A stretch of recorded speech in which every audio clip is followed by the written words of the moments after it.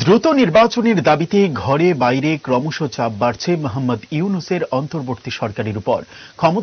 ক্ষমতার আশায় ৫ মাস হয়ে গেলেও এখনো ভোট নিয়ে নিশ্চিতভাবে কিছুই জানাতে পারেননি তারা। কখনো ২০২৫ আবার কখনো ২০২৬-এ ভোট হওয়ার কথা শোনা যাচ্ছে, যা নিয়ে বিএনপির মতো রাজনৈতিক দলগুলোর ক্ষোভ বাড়ছে। এবার ইউনূস জানালেন, ঐক্যবিহীন সংস্কার কিংবা সংস্কারবিহীন নির্বাচন সম্ভব নয়। সংস্কার ও নির্বাচনের প্রস্তুতি একই সঙ্গে চলবে।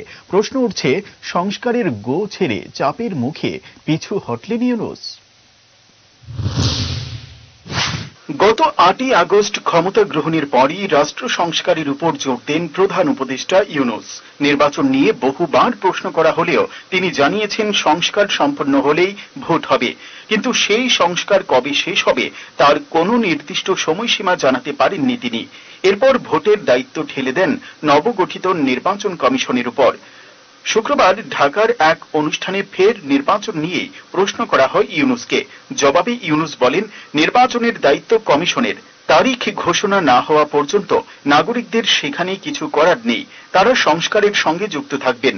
গণ অভ্যুত্থানের বিরুদ্ধ শক্তির অব্যাহত চক্রান্ত আমাদের ঐক্য আরো মজবুত করেছে। এদিন সংস্কারের মহাযজ্ঞে সবাইকে আনন্দের সঙ্গে যুক্ত থাকার আহ্বান জানান ইউনূস। গণতান্ত্রিক বাংলাদেশ রূপান্তরে পেছনে ফেরার কোনো সুযোগ নেই বলে উল্লেখ করে তিনি বলেন, ফ্যাসিবাদ বাংলাদেশকে সব রকমের আদর্শ থেকে বিচ্যুত করে গভীর অন্ধকারে নিয়ে গিয়েছিল। আমরা আবারও সাম্য, মানবিক মর্যাদা এবং সামাজিক ন্যায় বিচার নিশ্চিত করব। এই সংস্কারের ঐক্যমত প্রয়োজন। জানা গিয়েছে, ঐক্য সংস্কার নির্বাচন নিয়ে এক জাতীয় কর্মসূচি চলবে শনিবার পর্যন্ত।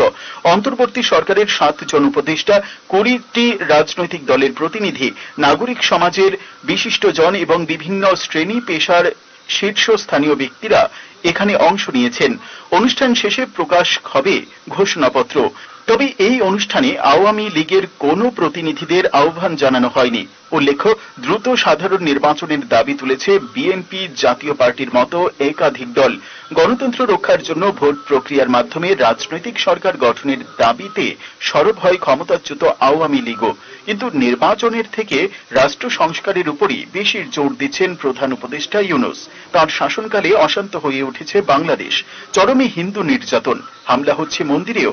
এই পরিস্থিতিতে একমাত্র নির্বাচিত সরকারই শান্তি ফেরাতে পারে বলে মনে করছে সব মহল। কিন্তু গদির লোভে সংস্কারের দোহাই দিয়ে ইউনূস ভোট প্রক্রিয়া বিলম্বিত করতে চাইছে বলেও অভিযোগ উঠছে। Bureau report, headlines, Tripura national.